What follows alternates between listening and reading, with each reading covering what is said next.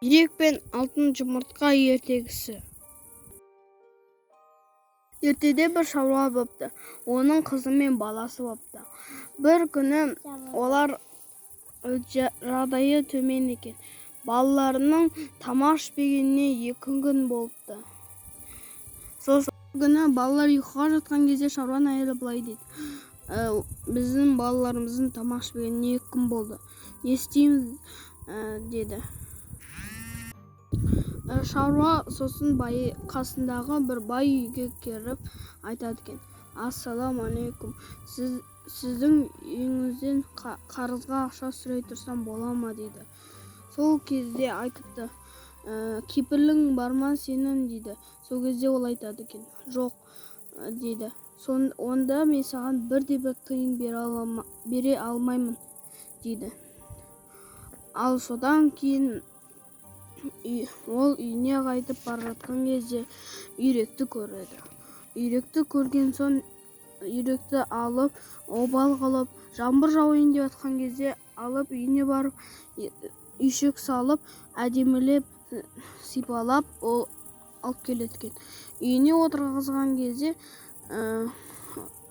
азанда ұйықтап, тұрған кезде, сол кезде үйрегінің астында алтын жұмыртқа тұрады екен.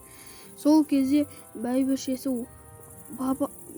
папасы айтыпты: бәйбіше деп шақырыпты. Сол кезде айтыпты: не болды сонша айқайлап? Десе, біз бай болатын болдық, мынаны қара, десе, бәйбіше қуанып кетіпті.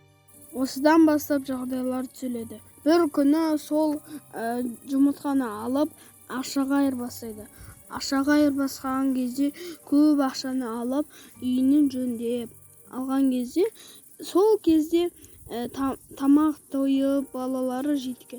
Сосын құрбысына барып бір кезде ойнаған кезде, бұл қалай фермадағы жұмыс жасап жатқан адам қалай көп табыс тауып алады деген кезде, қызымен екеулері сөйлеседі екен. Сол кезде айтыпты: сенің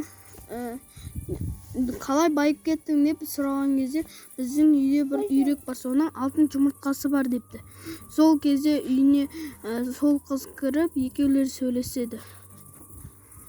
Ол құрбысы үйіндегі үйректі алып кеткісі келді. Сол кезде үйрегін алайын деп отқан кезде, сосын ол бәйбішесі екеулерінің сөйлесіп отқанын естіп, сөйтіп, содан кейін ол қыз үйіне қайтып бара жатқан кезде айтыпты: қап, мыналардың үйректерін алып алсам, алып алып, өзім байып кетпесем, неге біздің халықпен бірдей болмау керек? Олар бірдей болу керек, дейді. Сол кезде оланың айтып жатқанын бәйбішесі естіп қояды. Бәйбішесі айтады, ол шалға айтады. Шал айтады екен: осы қыз сараң екен. Содан кейін бұл қыз сараң екен. Бұл өзінің ақшасын қанағат етпейді екен деп айтады екен. Сол кезде ол үйректерінен айтады екен: біз осы шаршап кеттік. Бір робот па, бір нәрсені жалдап қойсақ қалай, деп айтады екен.